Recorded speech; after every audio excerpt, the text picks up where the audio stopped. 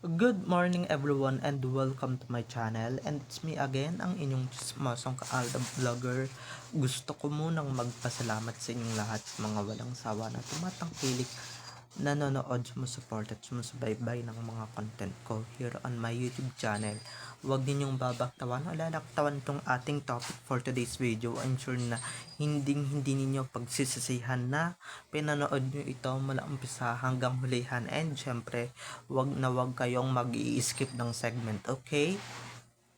Buuin nyo to start to finish, and huwag ninyong kakalimutan guys na i-share to, okay, sa mas nakararami. So dumako na tayo sa ating main topic for today's video. Mabuting tao, namigay lang ng relief goods, mabuting tao na agad. May mabuti bang tao na ninanakaw ang kaba ng Pilipino? Yun ba yung mabuti para sa inyo? So, eto na guys, watch this. Mamaya ipapaliwanag ko sa inyo ng buong. So, eto na guys, watch this. Sa kasagsagan ng rally sa EDSA, Menjola at Luneta, Arjo Atay din nagbigay ng relief goods sa mga taong nasalanta ng malakas na ulan. Pero ang mga netizens ay hindi ito ikinatuwa. Marahil ay ginagawa niya lamang ito para linisin ang kanyang madungis na pangalan. Mapapansin din na nakaprint sa mga plastic bags ang kanyang makapal na pagmumukha para matandaan siya ng mga taong tinulungan niya. Upang sa magmukhang utang na loob pa nila ito sa kanya, kahit na hindi naman galing sa sariling niyang bulsa ang pera. Nakakaputang.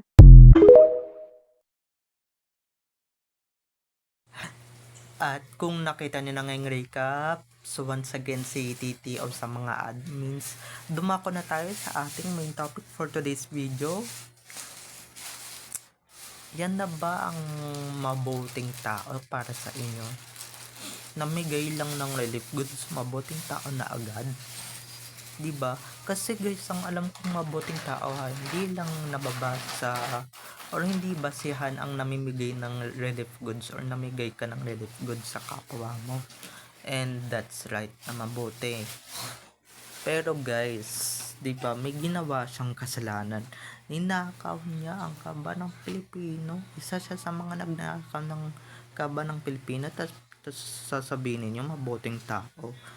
Maraming tanga at maraming bulag talaga sa mundo na marami din naman hindi nakakakita ng katotohanan, marami din naman nakaka-realize ng maraming hindi nakaka-realize ng katotohanan. Ano yan, porket ba binigyan kayo ng relief goods yung mga taga-QC dyan, mabuting tao na para sa inyo yung si Mr. Spotted, diba? Kasi guys, kung mabuting tao yan, hindi niya ninakaw yung kaba ng Pilipino, mga mga pinaghirapan ng ating mga kababayan ng Pilipino, diba? Dapat hindi siya nagnakaw. Yun yung mabuting tao, diba? Kung gagawa ka lang naman din ng kabutihan, talagang lubos-lubusin mo na, 'di ba? Hindi yung kaprasong namigay lang ng relief goods, baka mamaya onti lang ang pinamigay niyang relief goods, onti lang yung laman. So, ganun ba yung mabuting tao sa inyo? Ganun ba yung mabuting kalooban para sa inyo? Kasi kung mabuting tao yan, dapat hindi na nagnakaw yan, 'di ba? Hindi na nakiisa sa pagnanakaw ng kaba ng Pilipino yung si Arjo Atayde.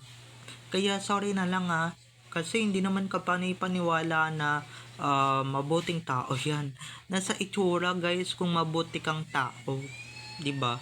Nasa itsura kung mabuti ka talagang mamamayan dito sa mundong ito or dito sa Pilipinas. Kasi hindi 'di ba? Kaya sorry na lang, hindi ako naniniwala sa mga sinasabi ninyo, hindi ako naniniwala sa mga kahit anong kaiputan ang sinasabi ninyo or kaiputan ang sasabihin ninyo. Sorry guys sa mga nag-aagahan. Tain na lang sa akin yan. 'Di ba? Halatang halata naman talagang may purpose yan. Kaya namigay yan ng relief goods 'di ba? Kaya namigay yan ng mga delata, bigas, 'di ba? Ng mga noodles, 'di ba? Kaya namigay yan kasi nga may purpose, 'di ba?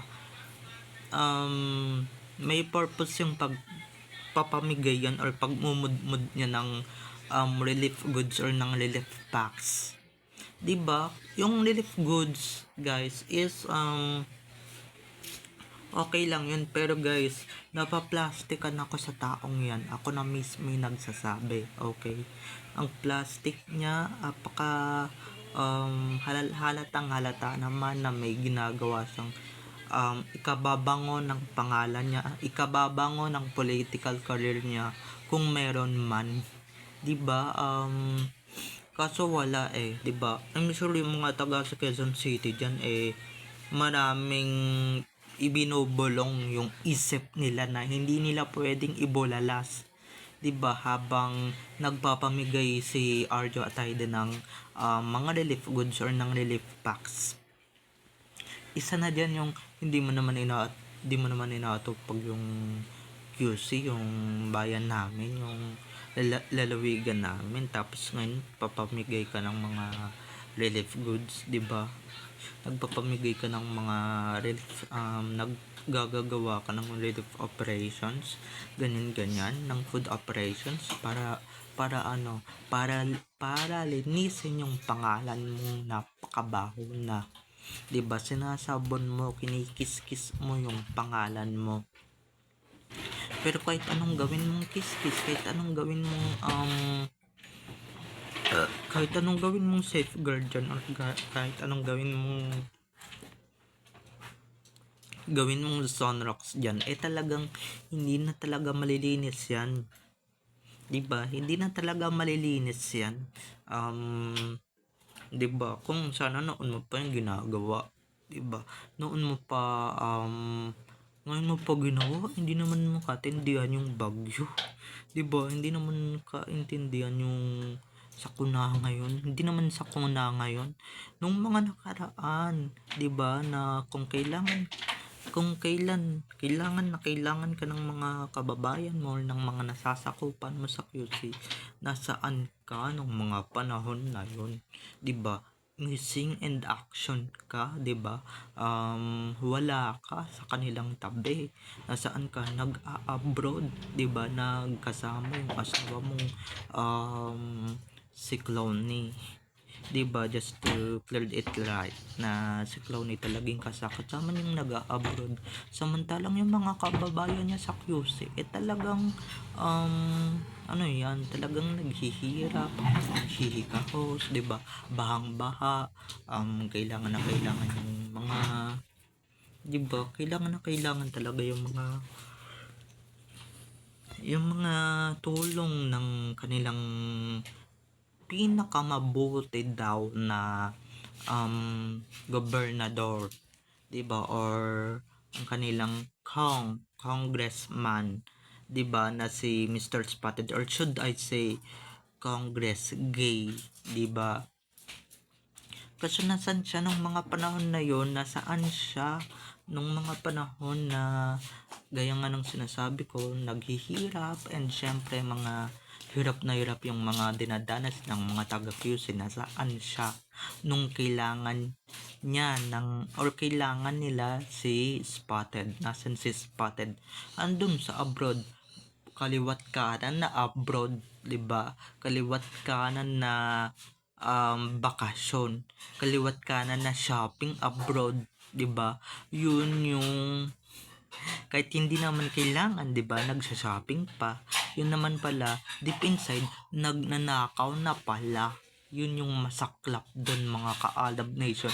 Nagnanakaw na pala si Mr. Spotted that time. Kasi yung iba dito, syempre, mga angay, mga bulag, 'di ba, yung mga hindi naman marunong talagang makaintindi. Syempre, palalabasin mo na talagang mabuting tao yan, kahit wala naman nagawang kabutihan sa mundo yan, 'di ba? Kahit wala naman masyadong ginawang kabutihan yang si Arjo, talagang palalabasin nilang mabuting tao yan. Ito kung para sa inyo mabuting tao yan, baka siguro nalagyan kayo ng lapad, 'di ba? Baka binigyan kayo ng lapad para sa ganun malinis yung konsensya niyo, 'di 'di ba? Para paniwalaan ng mga taong mabuti siyang tao, pero hindi. 'Di ba? Hindi naman tanga at hindi naman bobo ang mga tao, or hindi naman pinanganak kahapon yung mga tao dito sa mundo para ma-realize nilang mabuting tao 'yan, 'di ba? Kami pa babulahin ninyo, hindi gagana 'yan. Huy, 'di ba? Gising. 'Di ba? Kayo na mismo yung nagsabi, o kayo na mismo yung um kayo na mismo yung nagsabi na, 'di ba, mabuting tao 'yan. Saan banda, 'di ba? Saan banda naging mabuting tao 'yan? Ito mabuting tao ba yung hindi man lang gumagawa ng project sa kanyang lalawigan or sa kanyang sinasakupan, 'di ba? Yan ba yung mabuting tao? Yan yung mabuting tao ba? Nagnanakaw or ninanakaw ang kaba ng Pilipino? Yan ba yung mabuting tao para sa inyo? 'Di ba? Yan ba yung mabuting may ginagawa sa kanyang sinasakupan or dito sa mundong kanyang ginagalawan? Sige nga, paliwanag nyo nga sa akin, ano yung mabuting tao para sa inyo? Kasi kami, 'di ba, hindi kami maniniwala na mabuting tao 'yan, dahil in the first place, kung mabuting tao 'yan, edi dapat hindi na siya nakisarsuela, 'di ba? At hindi na siya yung isa sa mga nagnakaw ng kaba ng Pilipino. Okay? So, bye-bye na mga ka-ADN. I love you all. Have a nice day. Keep safe and God bless everyone. Don't forget to subscribe to my YouTube channel, and syempre, huwag ninyong kakalimutan na i-click ang notification bell para pag nag-upload ako, kayo agad ang unang-unang manonotify sa aking mga susunod pang i-upload na mga videos. So, bye-bye na mga ka-ADN. I love you all. Have a nice day. Keep safe and God bless everyone. Bye-bye. I love you all.